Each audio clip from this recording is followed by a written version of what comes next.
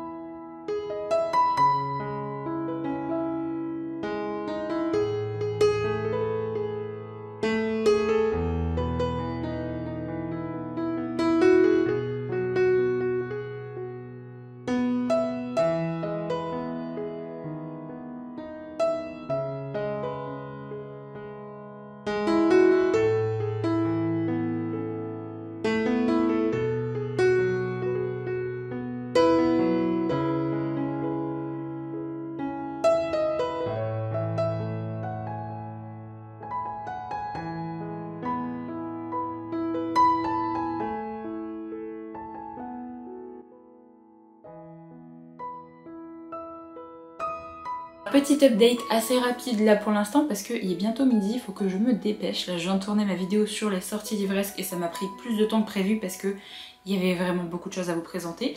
Alors au niveau d'update, au niveau de ce que j'ai pu lire, comme vous avez pu voir, j'ai lu mon petit manga, j'ai vraiment beaucoup aimé cette lecture.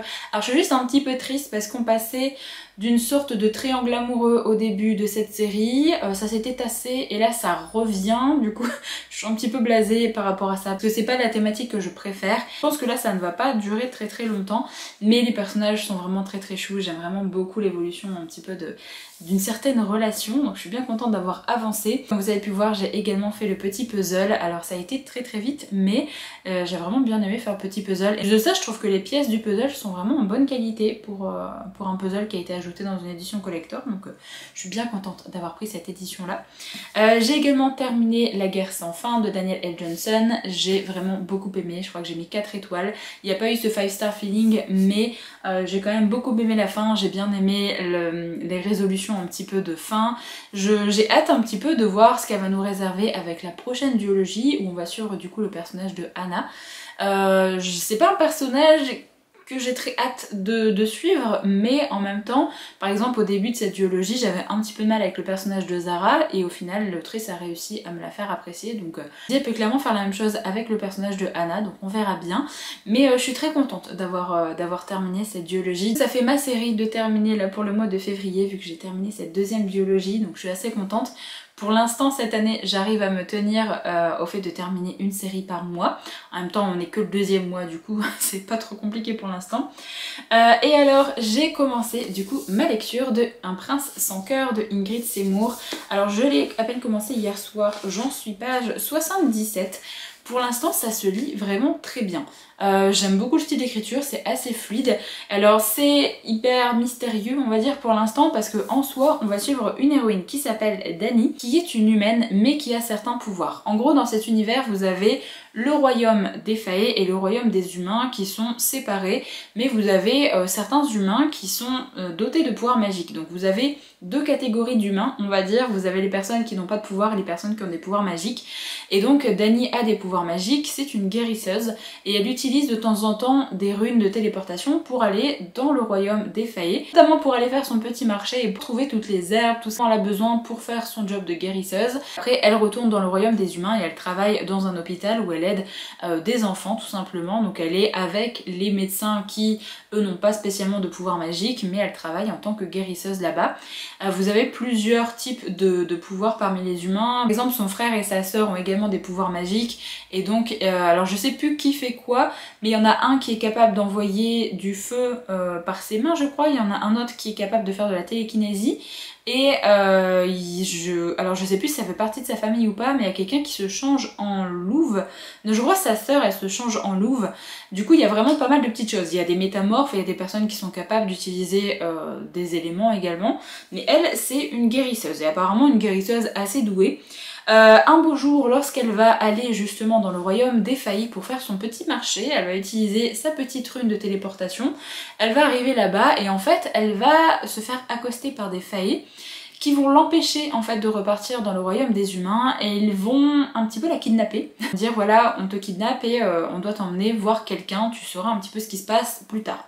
Sauf qu'elle bien sûr elle est pas d'accord, elle veut juste rentrer chez elle. Donc elle a quand même une famille hyper protectrice, donc elle se dit mais ils vont s'inquiéter énormément pour moi. Elle va être emmenée à l'écart de la ville et là-bas elle va faire la rencontre du prince Fae. Elle s'appelle du coup Khalil et alors elle sait apparemment qu'on l'a enlevée techniquement pour qu'elle utilise ses pouvoirs, sauf qu'on ne lui a pas dit vraiment qui elle devait soigner et qu'est-ce qu'elle devait faire. Elle a juste dit qu'elle devait les suivre jusqu'au mont brisé. Si jamais on reprend la carte, on peut voir que le mont brisé est assez loin, parce qu'en gros elle se téléporte à Farrowin, qui est donc le petit village juste ici, et le mont brisé il est là-bas. Sauf qu'on est dans l'univers des failles, il n'y a pas les voitures, il n'y a pas les trains, il n'y a pas l'avion, donc ils sont obligés de faire ce chemin à cheval. Donc elle n'a pas l'habitude en plus de monter, donc elle va devoir les suivre en tant que captive pour aller jusqu'au mont brisé et elle ne sait toujours pas vraiment ce qu'on attend d'elle. On sait avec la quatrième de couverture que ça a un rapport avec le prince, mais pour l'instant, là où j'en suis, elle ne sait toujours pas en fait ce qu'on veut d'elle. Voilà où j'en suis pour l'instant. Alors elle va faire la rencontre d'un petit groupe, le petit groupe qui l'a enlevé techniquement, donc il y a plusieurs failles qui vont l'accompagner. accompagner elle et le prince. Vous avez également des fées qui sont capables de faire de la magie, donc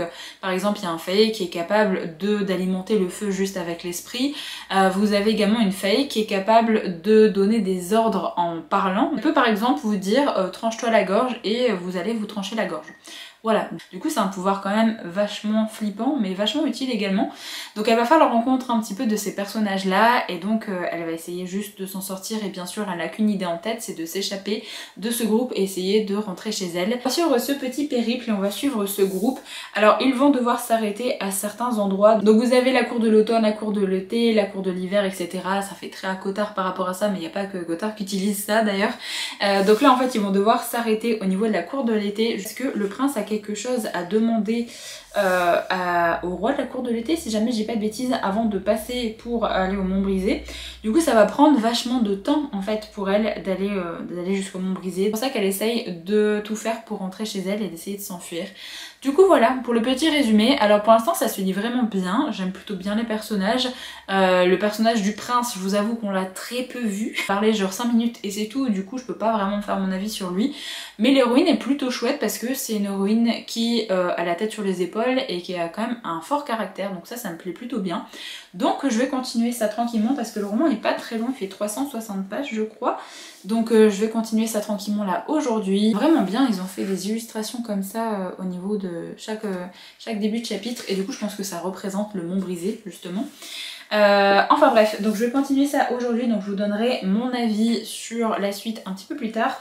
Et alors je dois recevoir techniquement un colis, un service presse, mais je ne sais pas quoi.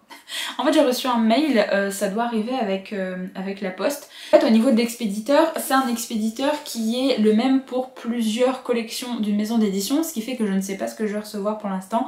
J'ai pas eu de retour de mail de la part de maison d'édition pour me dire qu'ils allaient m'envoyer telle ou telle chose. Du coup ce sera un petit peu la surprise, donc dès que je reçois le colis je vous ferai très certainement un petit unboxing juste après pour vous montrer ce que je vais recevoir. Et peut-être que ce sera un titre que je vais lire dans cette vidéo parce que si jamais ça me hype énormément je vais peut-être le caser dans les prochaines lectures. Enfin bref, du coup je vais lire ça là pour ce week-end, je pense qu'il va y passer parce que ça se lit vraiment très très bien au niveau du style d'écriture. Et donc je reviens vous voir très certainement demain ou après-demain pour vous faire un petit update.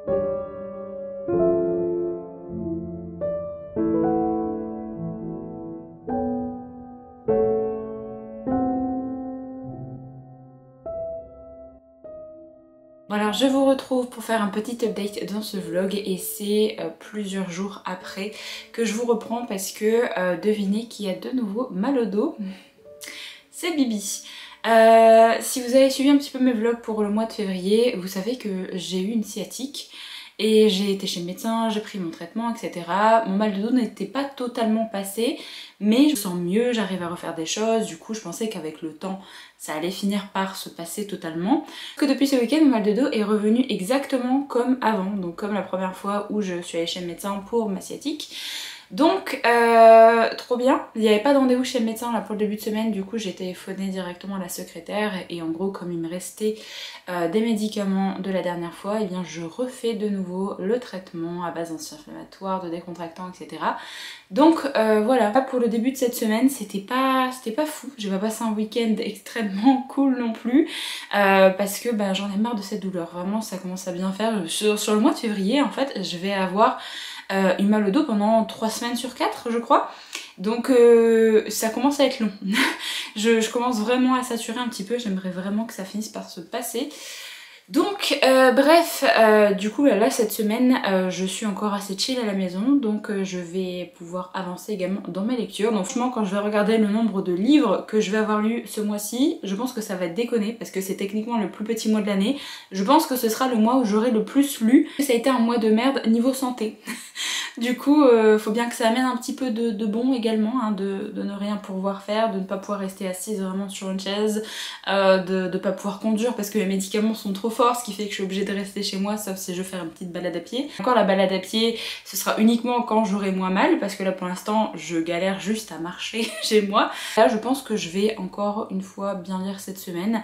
Alors, je sais pas si ce vlog-là, je vais le faire traîner très longtemps cette semaine ou pas, parce qu'en fait, je me suis dit que j'allais écouter un petit peu mon mood de lecture. Donc là j'ai une lecture que j'ai terminée à vous présenter, j'en ai commencé 2 autres et en fait j'ai bien envie pour la fin de semaine de peut-être commencer un vlog spécial briquette. Parce qu'en fait ce week-end je commence en lecture commune avec Kelly le titre de Carissa Broadbent, donc qui est L'oiseau chanteur et le cœur de pierre, qui est une énorme briquette. Et en fait je me suis dit mais pourquoi pas refaire un vlog comme j'avais fait l'année dernière où je me motivais à sortir les pavés de ma pile à lire. Comme ça je me dis la première semaine du mois de mars, et bien j'essaye vraiment d'enchaîner les gros livres qui font toujours un petit peu peur mais qui bien souvent sont quand même de très très chouettes lectures. Du coup j'ai bien envie de faire ça, donc peut-être que ce vlog je le clôturerai pas trop tard. Un petit peu pour ce que je compte faire au niveau des prochains vlogs. Alors au niveau de ce que j'ai pu lire depuis la dernière fois, donc j'ai bien terminé Un prince sans cœur de Ingrid Seymour. J'ai bien aimé ma lecture, je crois que j'ai mis 3,5 sur 5 sur Goodreads parce que je passais un bon moment. Ça se lit très bien, le style d'écriture est extrêmement fluide. J'ai globalement bien apprécié le personnage principal de Danny et également le love interest qu'on découvre un petit peu plus par la suite, même si au début il est assez absent. Franchement j'ai passé un bon moment. C'est pas le livre qui va révolutionner le genre, c'est pas le livre qui va vous surprendre énormément, même si j'ai bien aimé les éléments de fin, et les éléments de fin en fait me donnent clairement envie de continuer cette trilogie. J'ai trouvé un petit peu dommage, c'est qu'en fait de base je pensais qu'on allait partir vraiment dans un tome assez introductif à l'univers, parce qu'au niveau des premiers 50% je trouve que l'autrice prend son temps pour amener un petit peu la quête on va dire du prince, enfin pourquoi l'héroïne a été kidnappée et pourquoi en fait ils vont au moins briser. Du coup il y a énormément d'interrogations par rapport à ça. On découvre petit à petit les personnes qui vont accompagner justement le prince et notre héroïne, qui sont d'autres faits et qui viennent également d'autres cours. Du coup j'ai bien aimé parce que l'autrice prend un petit peu son temps, et en fait j'ai trouvé que pour la deuxième moitié du roman, l'autrice s'est dit limite il faut que je finisse vite. En fait tout s'enchaîne trop vite à la fin. Retournant de situation, on a des informations sur nos personnages, on a des informations sur la malédiction, on a vraiment tout se déroule en fait sur les derniers 50%, et en fait je pensais que ça allait être assez progressif avec la trilogie. Je pensais pas que l'autrice en fait allait clôturer un petit peu certains sujets là directement dans ce premier tome. Donc j'ai trouvé qu'il y avait un sentiment de l'autrice a pas le temps. Voilà, donc j'ai trouvé ça un petit peu dommage. Et alors j'ai bien aimé la petite romance on va dire, enfin j'ai plutôt bien aimé la tension entre les personnages, mais j'ai trouvé que niveau romantique c'était pas trop ça encore dans le premier tome, donc j'espère que ils vont plus apprendre à se connaître et se poser et avoir plus de moments ensemble par la suite, parce que là on en a quand même très peu eu. Et alors je suis un petit peu triste également parce que je pensais qu'avec le groupe qui a accompagné justement Danny et le prince, en fait je pensais qu'on allait avoir peut-être la trope de la found family avec ce groupe-là. Ils étaient assez gentils, ils essayaient voilà de mettre à l'aise Danny au fur et à mesure, bon sauf l'un d'entre eux qui est quand même pas très sympathique. Mais on comprend pourquoi à la fin en plus, pourquoi elle est comme ça, donc ça excuse un petit peu son caractère. Mais en soi, j'ai trouvé que au fur et à mesure du roman, elle était quand même toujours laissée à l'écart et qu'on n'avait pas finalement ce côté found family. J'ai trouvé que elle n'était pas vraiment dans le groupe, elle était toujours à l'écart, et c'est dommage parce que c'est vraiment une trope que j'aime bien. Du coup voilà, j'ai bien aimé et je suis assez curieuse de lire la suite. C'est pas un premier tome excellent, c'est pas un premier tome qui révolutionne le genre comme je vous l'ai dit, mais globalement je trouve que ça se lit bien, ça pose quelques petites interrogations pour la suite. Les personnages sont assez chouettes, mais j'espère qu'on va avoir un peu plus de développement également dans le reste de la série. Et là vous avez également d'autres petites créatures qui vont être amenées, il n'y a pas que les failles dans cette histoire, donc je vous laisse découvrir un petit peu ça. Pour ce qui touche un petit peu la malédiction, je trouve qu'à la fin on n'a pas eu assez de détails non plus. ça s'est réglé trop vite, comme je voulais dire, vraiment les éléments de fin ont été rapidement expédiés. Donc je pense qu'on va revenir dessus de toute façon au vu de ce qui s'est passé à la fin. Donc ouais, j'attends le tome 2, j'attends de voir un petit peu ce qui va se passer parce que j'ai quand même passé un bon moment de lecture avec ce premier tome. Une petite lecture sans prise de tête avec des personnages qui m'ont bien plu, donc j'attendrai de voir la suite. Je sais pas quand est-ce qu'elle va sortir, mais je pense qu'avec les éditions Roncière, on risque d'avoir la suite quand même cette année. Du coup voilà pour ma petite lecture de ce titre là. Donc je vous montre les deux lectures que j'ai en cours, vous avez pu voir dans le clip précédent. J'ai reçu du coup un petit service presse des éditions Sabran, donc c'est les aventures d'Amina Al-Sirafi de Shannon Chakraborty. Donc c'est l'autrice qui a écrit La Cité de Laiton, si jamais vous avez déjà lu cette série. Et donc là on part sur une nouvelle série et je crois qu'il va y avoir 3 tomes aussi, si jamais j'ai pas de bêtises. Il me semble que c'est une trilogie. J'adore l'édition reliée qu'ils ont pu faire, mais je trouve que l'édition brochée est assez jolie aussi. On a des jolies en tête de chapitre. Et on a également une jolie carte qui est assez détaillée, et ça j'aime bien retrouver ça dans les titres de fantasy. Et d'ailleurs, pour les personnes qui ont fait la précommande, je crois que c'était pour le relier, hein. Si jamais j'ai pas de bêtises, vous allez recevoir normalement le petit goodies. Donc recevoir cette petite carte qui représente la carte en fait de l'univers tout simplement, avec le derrière on dirait une sorte de carte postale. Il me semble que c'est fait en bois, hein. Si jamais je dis pas de bêtises, mais je sais plus quel bois ils l'ont spécifié sur leur Instagram. Mais je trouve ça trop chouette également comme goodies, ça change un petit peu de ce qu'on peut avoir. Du coup, je suis bien contente de l'avoir reçu également. Je pense que je vais le mettre derrière aussi. Pour ce qui est de cette histoire, ça me tente vraiment beaucoup parce que déjà on est dans un univers un petit peu marin, on va parler un petit peu piraterie. Et on va suivre un personnage qui est un personnage féminin mature. Donc ça clairement, ça fait plaisir de suivre un personnage qui n'a pas 17 ans. Du coup pour le résumé, on nous dit: au cours de sa vie mouvementée, la capitaine Amina Al-Sirafi a survécu au pire malandrin, à plusieurs maris et à un authentique démon. C'est donc en toute tranquillité qu'elle prend enfin sa retraite bien méritée. Lorsqu'elle est sollicitée pour retrouver la fille disparue d'un ancien équipier, il lui est impossible de refuser. Impossible en effet de tourner le dos à une ultime aventure qui lui garantirait une récompense mirobolante, en plus d'aider un vieil ami. Cependant, à mesure qu'Amina remonte la piste des dangereux ravisseurs, il devient clair que l'origine de cette poursuite à travers l'océan Indien est bien plus trouble qu'il n'y paraît. Il est toujours risqué de vouloir accomplir une dernière mission et d'essayer de s'emparer d'un pouvoir millénaire dont le prix pourrait être votre âme. Franchement, j'espère qu'on va encore avoir ce côté avec des démons, avec des créatures, parce que c'est quelque chose que j'adore retrouver dans les romans, donc je suis vraiment trop pressée de le découvrir aussi. Alors, je pense pas que ce sera cette semaine parce qu'il est quand même assez balèze. Il fait 574 pages. C'est quand même une belle briquette à lire. J'ai trop hâte, donc il va clairement faire partie de ma petite pile à lire pour le mois de mars. Alors du coup je voulais vous présenter les deux titres que j'ai commencé. Alors j'ai commencé Premier Rituel de Kelly Sinclair, qui est donc un titre d'urban fantasy où on va parler de sorcières de Coven. Je l'ai pas beaucoup avancé pour l'instant, j'en suis page 37, bon je suis arrivée là. Pour l'instant je dois dire qu'au niveau du style d'écriture ça me plaît plutôt bien. Je trouve qu'on a un style un petit peu, pas forcément vulgaire, mais très familier.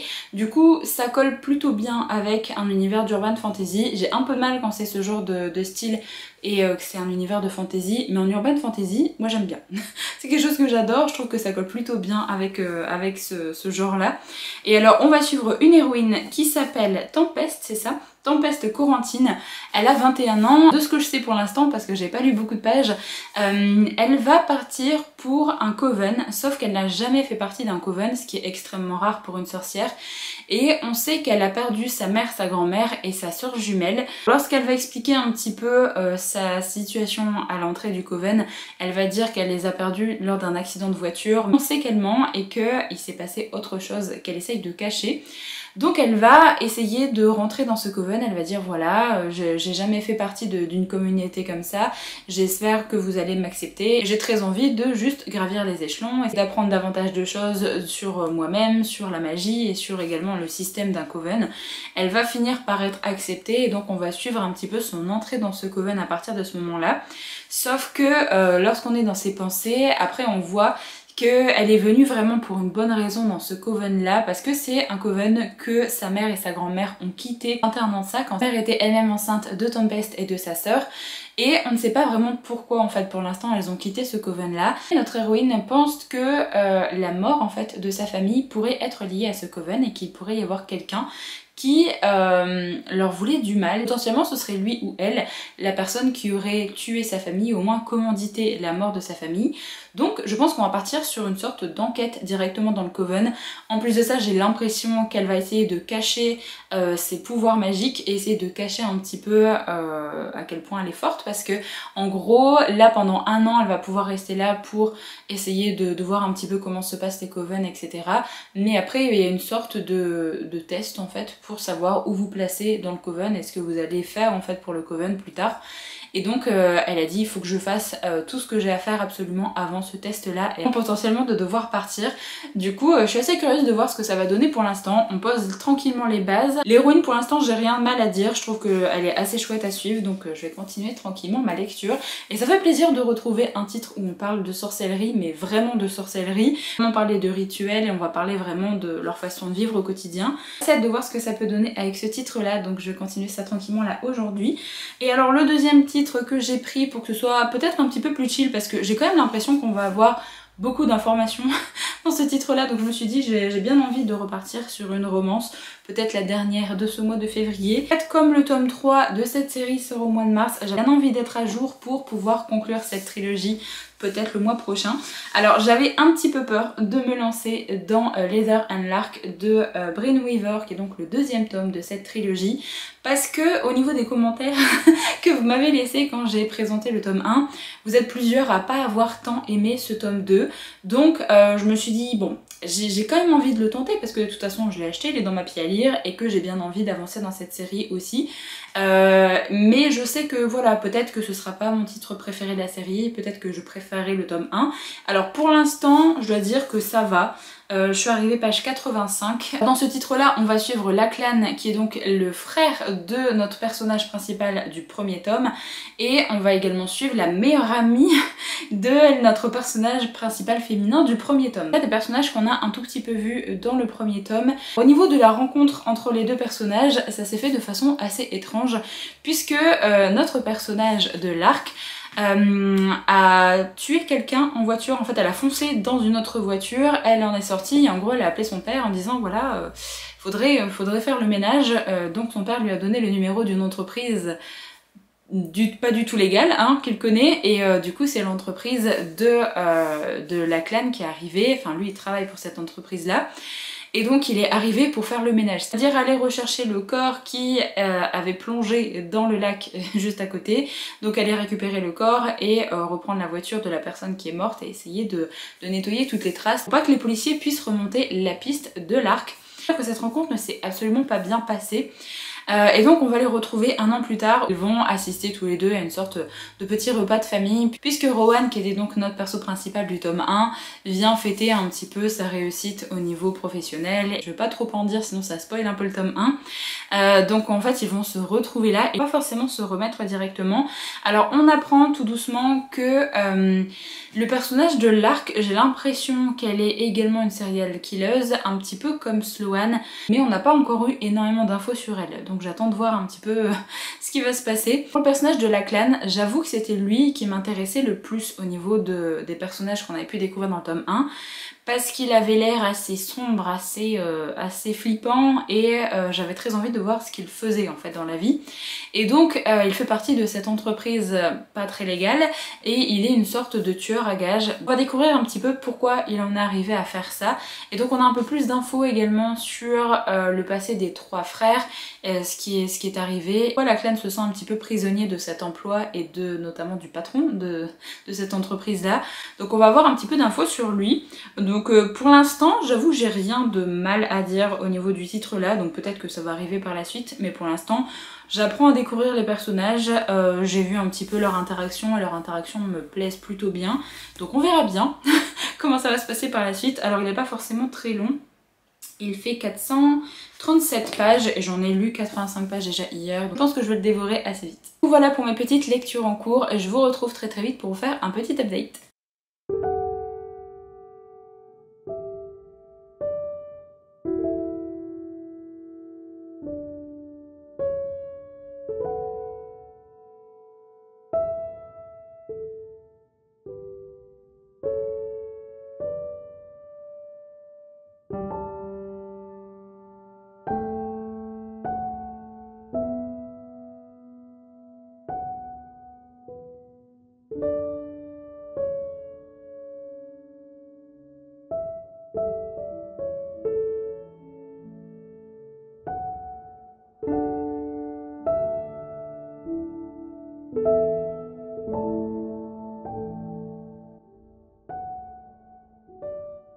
Petit update dans ce vlog, il est 10 h du matin, je me suis fait une petite boisson chaude pour essayer de survivre à cette journée parce que je retombe malade.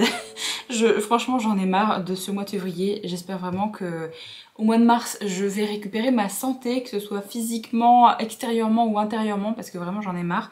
Je voulais vous faire un petit update parce que en soi j'ai avancé dans les 2 lectures mais je voulais vous faire un update notamment sur Heather and Lark. Je comprends pourquoi vous avez été plusieurs à me dire que vous aviez moins accroché à ce tome 2 qu'au premier tome. Là j'en suis page 197 au chapitre hologramme. Alors je comprends parce que je trouve qu'on n'a quasiment plus le côté killer dans justement cette série de killer romance.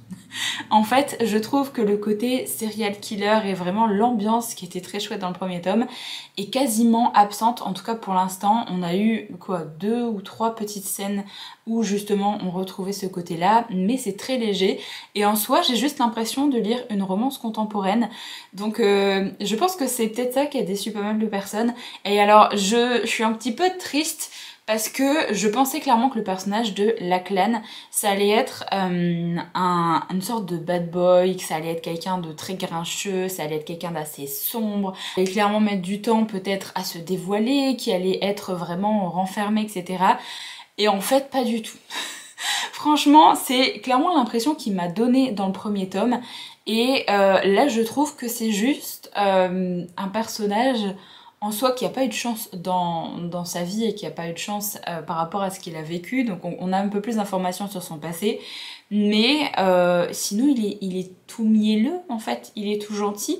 Imaginez tellement pas comme ça dans ce tome là, donc je suis assez perplexe. Le personnage de Lark pour l'instant ça va, j'aime plutôt bien son personnage, je trouve que ça colle plutôt bien avec son caractère du premier tome. Bien sûr on découvre au fur et à mesure un petit peu les traumatismes qu'elle a également de son passé, donc ça je trouve ça plutôt chouette pour l'instant, j'aime plutôt bien son personnage, j'aime plutôt bien également la relation un peu familiale qu'elle a, notamment avec sa tante du coup. C'est des personnages que je trouve assez intéressants. Et alors la petite situation, la petite trope du faux mariage ou du mariage arrangé, pour une bonne raison. Je l'avais pas vu venir, donc je me demande bien comment ça va se terminer, mais voilà. Je pensais pas que la famille de Lark était comme ça en soi. C'est assez intéressant d'avoir des informations sur eux. Mais ouais, en fait le côté vraiment killer romance c'est pas trop présent, c'est vraiment limite une romance contemporaine avec 2-3 scènes un petit peu dérangeantes qu'on a eues, mais je trouve que comparé à la première partie notamment du tome 1, en fait je vous avais dit dans mon avis du tome 1 que les premiers 50% on avait énormément ce côté killer avec plusieurs scènes, plusieurs passages qui étaient assez dégueux à lire, avec vraiment beaucoup de passages explicites où du coup on assistait à des mises à mort. La deuxième partie c'était vraiment beaucoup plus axé romance et on avait quasiment plus en fait le côté killer, et là du coup ben là je suis arrivée quasiment à la moitié, le livre fait 430 je crois et je suis arrivée à page 200. Du coup pour l'instant c'est peut-être l'inverse du premier tome où la première moitié a très peu d'éléments justement serial killer etc. Et peut-être que ça arrivera dans la deuxième moitié, je ne sais pas. Donc j'attends de lire un petit peu la suite pour voir comment ça va se passer. Après je passe pas un mauvais moment de lecture, loin de là. Juste je m'attendais pas à ça. Je m'attendais vraiment à retrouver cette ambiance justement serial killer, cette ambiance sombre, cette ambiance glauque, avec encore les descriptions un peu malaisantes qu'on avait pu retrouver dans le tome 1, et surtout le personnage de Lachlan, je m'attendais pas à ce qu'il soit comme ça. Je m'attendais clairement pas à ce qu'il soit aussi gentil, on va dire. Je suis assez curieuse de lire du coup le tome 3 sur le troisième frère, parce que j'avoue, le personnage de Rose m'intrigue énormément, donc j'espère clairement que je vais pas être déçue sur le tome 3, parce que je mets clairement beaucoup d'attentes sur le personnage de Rose, donc on verra bien ce que ça va donner, mais là je vais terminer tranquillement ce titre-là, je pense que je vais bien l'avancer aujourd'hui et peut-être le terminer demain. Clairement que ce sera juste une bonne lecture, en tout cas si ça continue comme ça. En soi il y a quand même quelques thématiques qui sont chouettes et qui sont bien abordées, le personnage je les aime plutôt bien, même si je les trouve pas non plus extraordinaires. Juste, voilà, je m'attendais pas à ce genre de récit. J'étais pas revenue sur le fait que j'avais avancé dans mon bullet journal, je vous avais filmé quelques plans en début de vidéo, mais j'ai bien terminé ma page sur les titres de romance pour le mois de février, donc ça je suis plutôt contente, au moins c'est une bonne chose de faite. Après j'ai fait ma page sur mes 5 star predictions, donc il manque un titre, c'est pour mettre le visuel du tome 3 de l'Empire du Vampire quand ça sortira, mais j'aurais dû mettre les images en plus grand parce que je trouve que la page fait un peu vide. Donc je suis un petit peu triste, c'est pas la meilleure des pages que j'ai pu faire dans mon bullet journal. J'aurais dû juste mettre les images en plus grand en fait, ça aurait été plus joli. Ensuite j'ai donc fait une page pour ma lecture de L'Oiseau chanteur et le cœur de pierre. Donc j'ai mis les petites images, les petites couvertures que je n'ai pas en ma possession. Moi j'ai la couverture brochée du coup et des petits fan art. Donc là j'ai marqué le résumé et là je marquerai mon avis juste en dessous. Donc j'ai laissé un peu de place. Mais j'aime vraiment bien ce que j'ai fait pour l'instant. Pour faire une page à côté avec des couleurs un petit peu cohérentes, j'ai fait ma page de mon Monthly Reset. En fait je l'ai préparée. J'aurais plus qu'à remplir là en cette fin de semaine les titres que j'ai lus, le nombre de graphiques, le nombre de romans que j'ai lus, les séries que j'ai commencé, etc. Donc je vais pouvoir noter ça tranquillement. Et donc pour le mois de mars, j'avais aucune inspiration. Mais comme il y avait beaucoup de sorties encore pour le mois de mars, je me suis dit que j'allais juste noter le mois et que j'allais juste mettre les suites de séries en fait en avant sur cette page. Sur la page où je note normalement les sorties livresques, eh bien j'ai mis les premiers tomes de séries et les one-shots. Et je crois que c'est tout. Oui, c'est tout. J'ai pas mis les graphiques ce mois-ci, je crois. Non, j'ai pas mis les graphiques, mais au niveau graphique, je crois qu'il y a que 2 sorties qui m'intéressent. Il me semble qu'il y a le tome 8 de la série Whispering You a Love Song et il me semble qu'il y a un tome de Cherry Magic qui sort également le mois prochain. J'en ai que 2, donc c'est pas non plus trop compliqué de m'en rappeler. Du coup, là, j'ai fait ma page sur les sorties, j'ai fait ma page sur ma pile à lire. Alors, j'ai noté quelques trucs déjà au niveau de ma pile à lire, parce que il y a le titre qu'on va lire en lecture commune avec le book club, qui est donc La Reine de Orlan Grey. Et après, j'ai noté les titres qui m'intéressaient le plus, genre Le Trône des Dieux Brisés. Clairement, c'est un titre que je vais découvrir. Et après, j'ai noté 2 services presse que je vais recevoir parce que je veux me les caser en fait pendant le mois. Et après, du coup, j'ai fait ma petite page, bien sûr, book haul et wrap-up. Donc, j'ai fait des couleurs un petit peu violettes et vertes. Je me suis dit que comme c'est le mois où il y a le début du printemps, c'était des couleurs assez sympathiques. Donc voilà au niveau de mon petit bullet journal. Alors je suis assez triste parce que je sais pas ce qui s'est passé. Il y a eu un truc qui a été posé sur mon bullet journal, ce qui fait que j'ai une trace. On dirait limite une trace un peu grasse, comme s'il y avait eu un truc en fait de posé dessus. Je sais pas ce que c'est. Et j'arrive pas à l'enlever, j'ai essayé de frotter un petit peu, j'arrive pas à l'enlever. Donc potentiellement à un moment donné j'essaierai de rajouter un sticker ou un truc pour cacher ça parce que je trouve que ça se voit fort quand même. Là, j'arrête pas de le voir partout. Enfin bref, voilà pour le petit update de mon bullet journal. Je laisse tranquille là pour aujourd'hui, je vais retourner lire, j'ai du montage à faire, des mails à envoyer et un peu de compta à faire aussi. Donc je vais faire ça tranquillement là aujourd'hui et je vous retrouve très vite dès que j'ai un petit update lecture à vous faire. Alors je reviens enfin pour clôturer ce vlog, on est samedi matin. Comme vous avez pu le voir sur la chaîne, vendredi je vous ai posté le petit book haul que j'avais normalement prévu de poster dimanche parce que j'avais pas eu le temps en fait de faire l'outro de ce vlog, j'avais pas eu le temps de le filmer, de le monter, etc. Je me suis dit que c'était pas très grave, j'allais mettre la vidéo book haul qui était censée être la vidéo bonus du dimanche vendredi, comme ça je vous poste ce vlog dimanche et voilà, tout rentre dans l'ordre et moi j'ai le temps de me poser pour vous faire cet outro de vlog et pour venir vous parler des lectures que j'avais en cours la dernière fois. J'ai également un petit book haul de 1 livre à vous présenter, c'est pas énorme mais je viens de le recevoir donc je voulais vous montrer ça. Et alors je tenais à aborder également un petit sujet, alors ça va être assez rapide hein, en soi. J'ai reçu en commentaire de ma vidéo sortie livresque un petit commentaire d'une personne qui me disait le mot lesbienne n'est pas une insulte. Chose à quoi j'ai répondu, de où est-ce que j'ai dit que c'était une insulte en soi. Je comprenais pas vraiment en fait le sens de ce commentaire là. Et alors j'ai regardé ma vidéo et je me suis dit mais est-ce que j'ai pu dire quelque chose qui pouvait être insultant ou quoi que ce soit. Je me dis peut-être qu'il y a quelque chose qui a pu être mal pris en fait par quelqu'un. Et en soi, j'ai juste utilisé le mot saphique pour présenter le livre Indécente Initiation de S.T. Gibson qui va donc sortir là au mois de mars. Et donc j'ai dit voilà que c'est un livre qui me tentait énormément. Vous savez que S.T. Gibson c'est une autrice que j'adore et j'ai vraiment trop hâte de lire ce livre là. Parce que dans une thématique de Dark Academia, il va y avoir une sorte de réécriture de Carmelia, donc peut-être des vampires. Et il y avait une relation entre 2 femmes techniquement. Moi j'ai utilisé le terme romance saphique parce que c'est un terme que j'utilise assez souvent en soi, même si j'utilise pas que celui-là. Et donc la personne m'avait laissé ça comme commentaire. Et donc elle a ensuite répondu que utiliser saphique au lieu de mot de lesbienne, ça participait à la lesbianophobie. Voilà, donc en soi j'ai répondu que je ne participais à rien parce qu'en soi moi j'utilise tous les termes en soi, mais je voulais votre avis parce que j'en ai discuté un petit peu sur le Discord. Moi je cherche toujours à apprendre, je cherche toujours à savoir si j'ai pu utiliser par exemple une expression, un mot qui aurait pu potentiellement blesser certaines personnes. Vous savez que ma chaîne YouTube c'est ma safe place, mais c'est également votre safe place aussi. Je tiens à ce qu'on ait des commentaires gentils, bienveillants, instructifs et pas des commentaires passif-agressif, haineux ou autre, vraiment quelque chose à laquelle je tiens. Et donc je me remets toujours en question, je me dis voilà, est-ce que des fois j'utilise pas des termes ou alors des expressions qui pour une bonne raison ne devraient plus être utilisées. Par exemple, je ne suis pas au courant parce que j'ai pas vu passer l'information sur ça. Donc si jamais vous êtes lesbienne, si jamais vous avez des connaissances sur ce sujet, n'hésitez pas à me dire, est-ce que on ne doit plus utiliser le mot saphique pour représenter une romance entre deux femmes. Si jamais c'est le cas, n'hésitez pas à me dire pourquoi, parce que je suis pas au courant.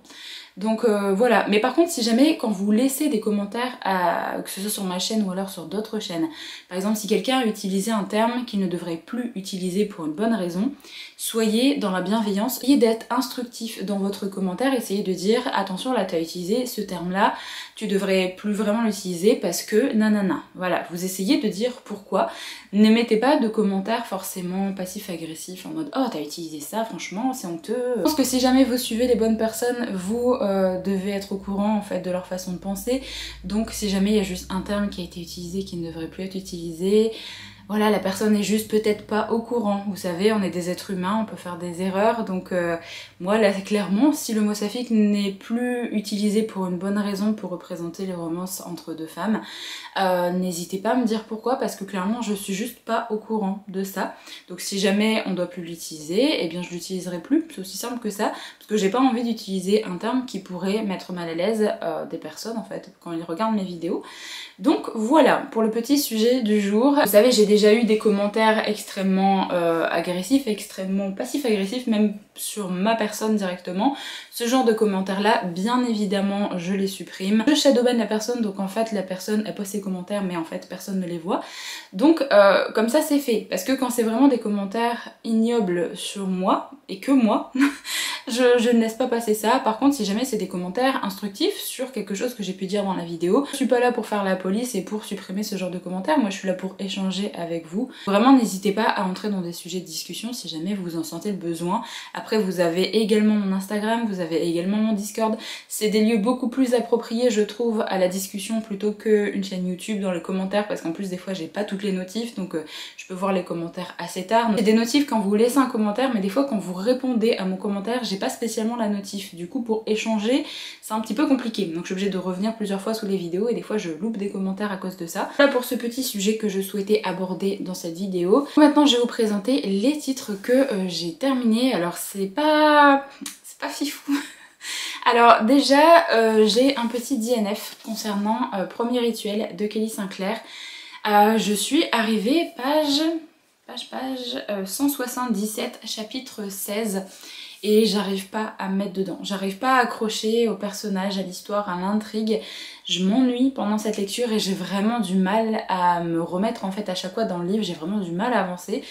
Donc je pense que ça va être un petit DNF pour ma part. Peut-être que j'essaierai de le retenter à un autre moment cette année parce que potentiellement je suis peut-être pas dans le mood pour lire ce genre de livre là. Je me dis peut-être aux environs d'Halloween avec une ambiance un petit peu de coven, de sorcellerie, ça peut peut-être plus me plaire.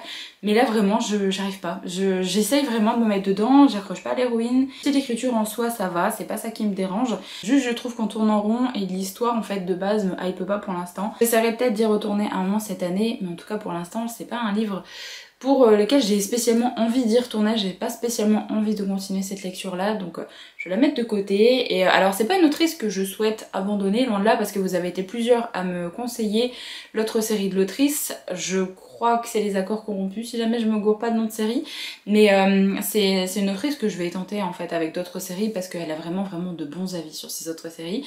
Là juste ça a pas matché avec moi pour ce titre là malheureusement. Alors l'autre titre que je lisais la dernière fois c'était Leather and Lark de Brynne Weaver, qui est donc le deuxième tome de cette trilogie de killer romance. J'avais vraiment passé un très chouette moment de lecture avec le tome 1. Là je vous ai parlé un petit peu du résumé du tome 2, je veux pas spécialement rentrer plus dans les détails parce que sinon je vais vous spoiler un petit peu l'histoire. Je suis déçue. En fait je crois que j'ai mis 2,5 sur 5 au niveau de ma note sur Goodreads. Pourquoi? Parce que en soi le livre n'est pas spécialement mauvais, mais c'était pas du tout mes attentes. C'était pas du tout mes attentes par rapport à l'ambiance. J'ai pas retrouvé l'ambiance de Killer Romance que je souhaitais retrouver. C'est pas mes attentes par rapport au caractère des personnages également. Au niveau de l'intrigue, en fait on avait un épilogue, je crois que c'était pendant un épilogue, pas un dernier chapitre.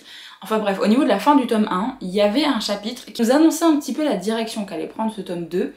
Et en soi, j'ai trouvé que cette partie-là d'histoire, donc cette intrigue-là, est présente dans le livre, genre pendant 2 ou 3 chapitres à la fin du roman. Très vite expédié, on passe très vite à autre chose. Alors ça a été un prétexte pour autre chose dans le roman, etc.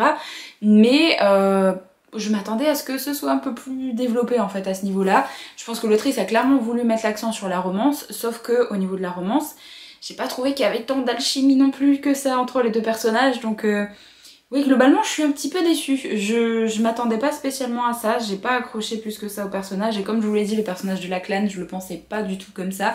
Je pensais clairement qu'il allait être assez sombre, assez mystérieux, assez grincheux. Je pensais clairement que ça allait être un peu le bad boy, et c'était pas du tout ça. En fait, ça me dérange pas d'avoir des personnages qui sont plus gentils, attentionnés, etc. Pas que j'aime pas ça, parce que la plupart du temps je suis team gentil garçon plutôt que bad boy, mais ça ne collait pas, je trouve, avec son personnage que l'autrice avait créé dans le premier tome.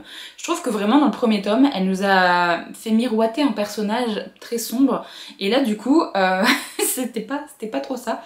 Vraiment par rapport au boulot de Lachlan, j'ai trouvé que c'était quasiment absent en fait du roman. On a 2-3 passages extrêmement rapides en fait avec son travail, avec son entreprise, mais c'est tout. Je pensais vraiment qu'on allait avoir un peu plus de détails par rapport à ce qu'il faisait, et qu'on allait être un peu plus avec lui en fait dans ses missions aussi, et là en fait ça n'a pas été le cas. Donc ouais, c'était pas le meilleur tome de la trilogie. Par contre, comme je vous l'ai dit la dernière fois, je vais clairement lire le tome 3 parce que les personnages m'intriguent énormément pour le tome 3, donc j'espère clairement que l'autrice va remonter un petit peu la pente pour cette trilogie et que ça va finir en beauté. J'ai vraiment beaucoup d'attentes pour le personnage de Rose. Je la trouve vraiment marrante, je la trouve assez décalée en fait comme personnage, donc j'espère que l'autrice va garder ce caractère là pour le développer dans le tome 3 en tout cas.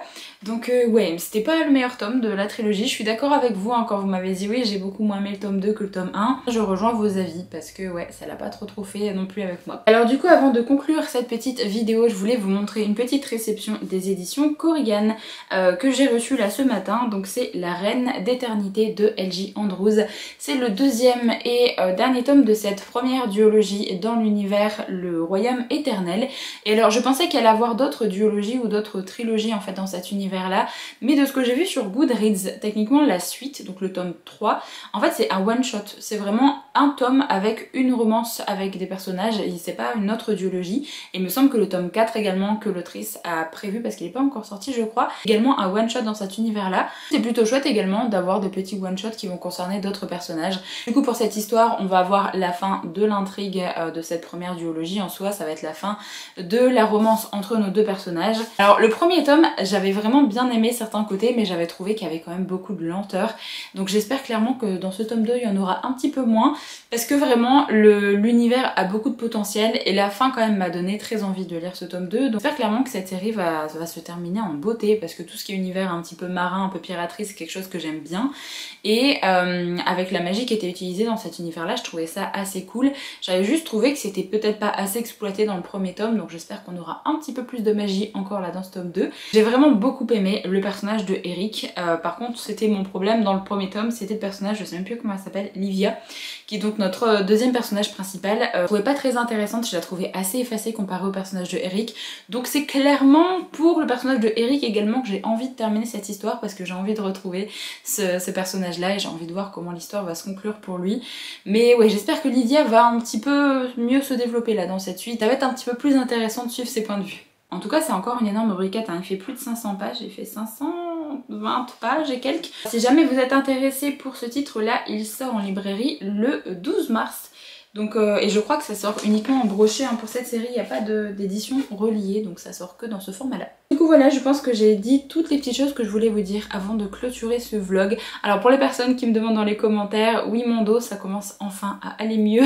J'arrive tranquillement à refaire pas mal de choses et là je sens clairement que ça va beaucoup mieux qu'à la fin du premier traitement, donc bien contente que ce soit enfin techniquement la fin là, de ce mal de dos. Je vais enfin pouvoir revivre un petit peu plus au mois de mars, ça va faire plaisir. Bref, du coup voilà pour ce petit vlog. N'hésitez pas à me dire si jamais vous avez lu un des romans que j'ai présenté dans la vidéo, à me dire ce que vous en avez pensé.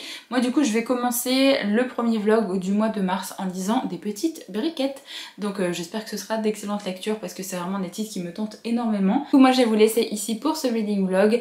Alors si jamais vous voulez laisser un petit emoji pour ce vlog là, qu'est-ce qu'on pourrait mettre? Peut-être des emojis en rapport avec la piraterie, en rapport avec le milieu marin, vu que je viens de vous présenter La Reine d'Éternité et que c'est un petit peu ces thématiques là, donc tout ce qui est il y a un emoji vague je crois, il y a un bateau, il y a une encre, enfin ce genre de choses. Du coup je clôture ici cette vidéo, j'espère vraiment qu'elle vous a plu. Je vous retrouve très vite dans une prochaine, donc en attendant prenez soin de vous.